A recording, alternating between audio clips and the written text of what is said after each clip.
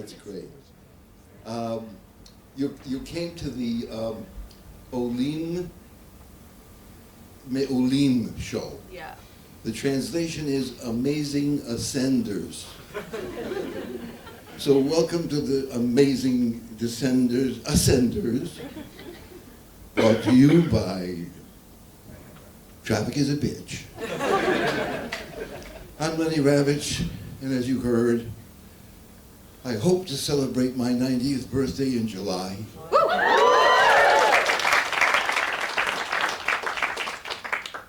Thank you so much. It's so nice to get applause for not dying.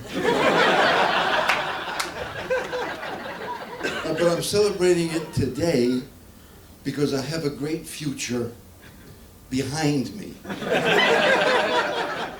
And I have to rush through this material to make sure that I get to the end before the end gets to me. So do we have any ascenders here tonight? Anybody? Raise your hand so I can see you. Okay, okay, let me see. Wait, I can't see anything. Yes, what is your name? My name? Darcy. Darcy! Yes! Darcy, you're an amazing ascender? I guess so. Well, amazing is up to you. You keep going. Anyway, how long have you been in Israel? 10 years. 10 years. Come on, give her a hand.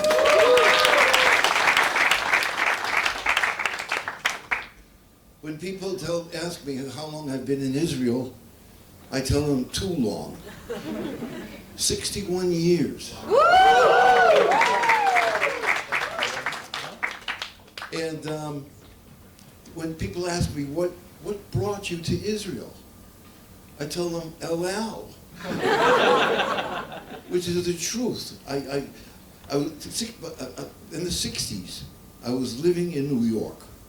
Excuse me, but when I say New York, I have to say Mandani comes up to my mind. Everybody know who Mandani is? Go look, take it easy. Because they say he's anti-Semitic, and I'm not so sure. Because I heard him on CNN, and in his own words, he said,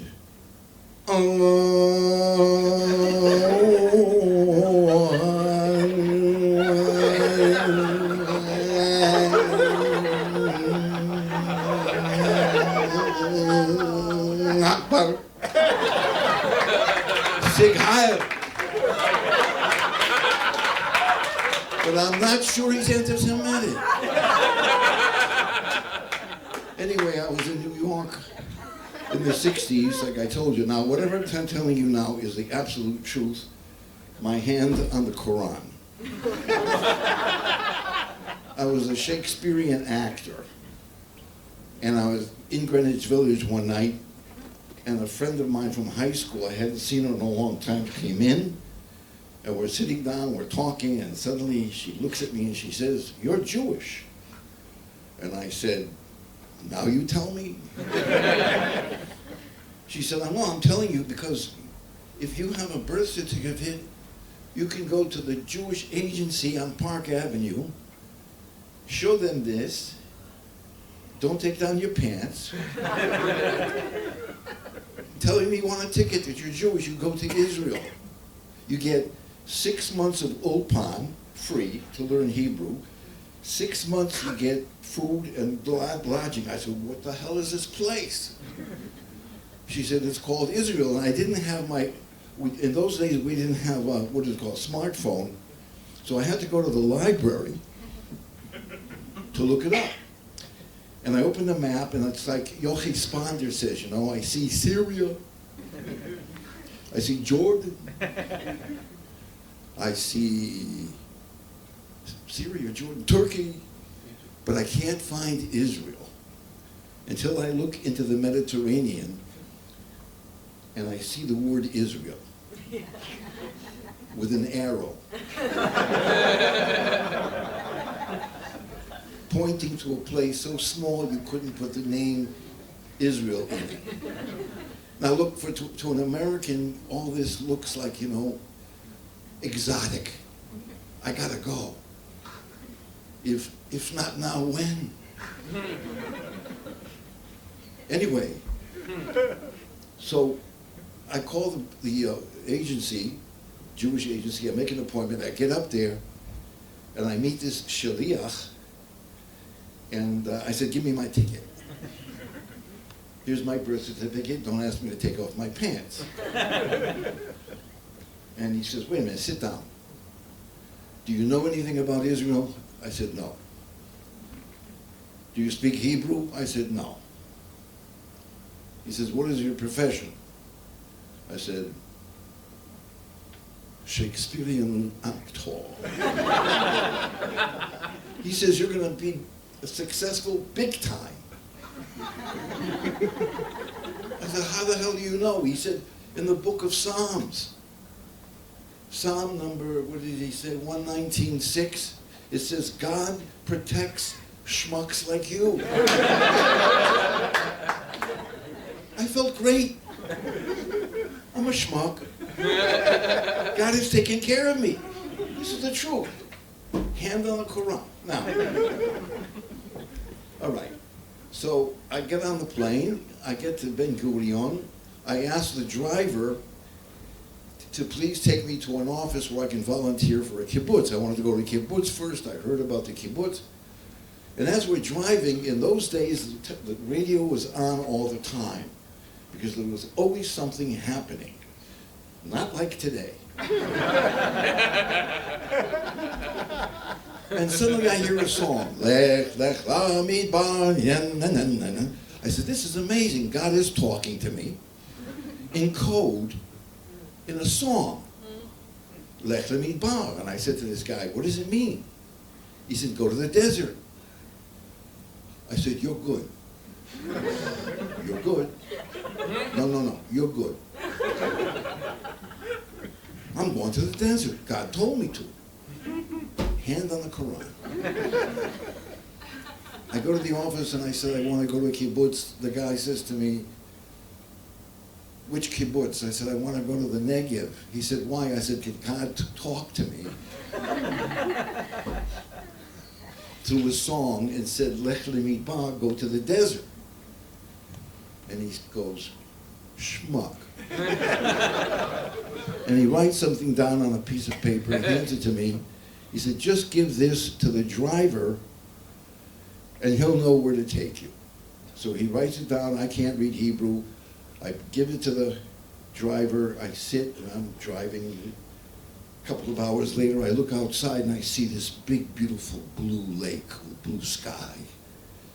I asked this elderly woman next to me, what is that? She said, the Kinneret. I said, in the Negev? She goes, schmuck.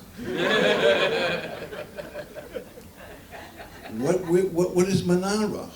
Kibbutz Manara. She says to me, it's Kibbutz Manara.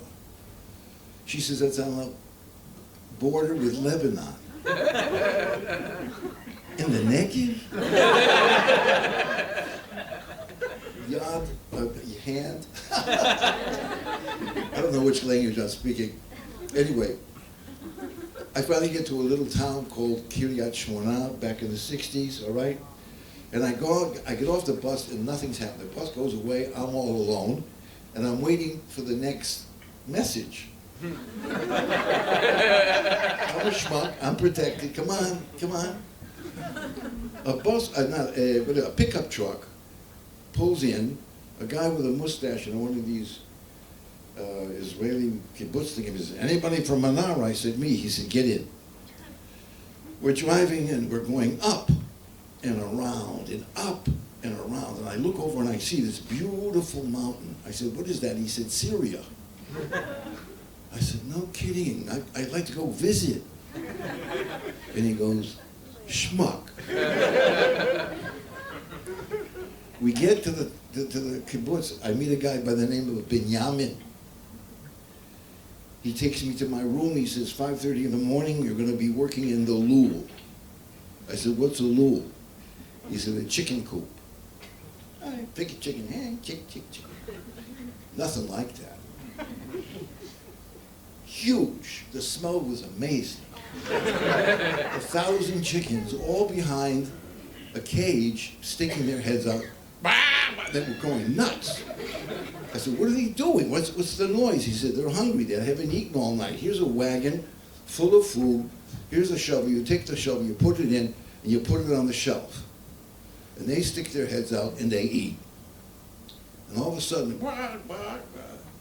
silence. They're all eating. They all got their heads out like this from the cage, and they're all going like this. And I looked down a row, and I saw about 100 chickens in a row sticking their head out. And I couldn't resist it. I said, "Attention!"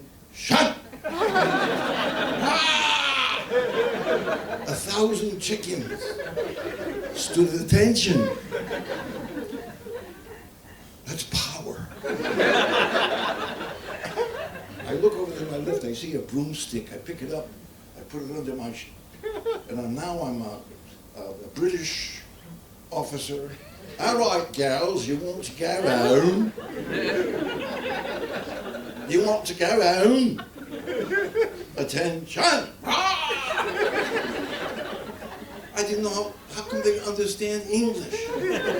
I look over at the window. I see about 5, 6 kibbutzniks laughing to tears.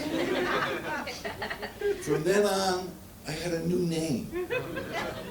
Boker Tov, Schmuck.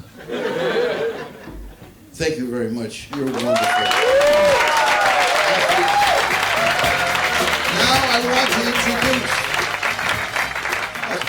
a wonderful, wonderful woman. She's intelligent, she's funny, and her name is Deb K-A-A-A-A-A-A. Deb K-A-A-A. Give it up for Lenny, guys. Where's that music?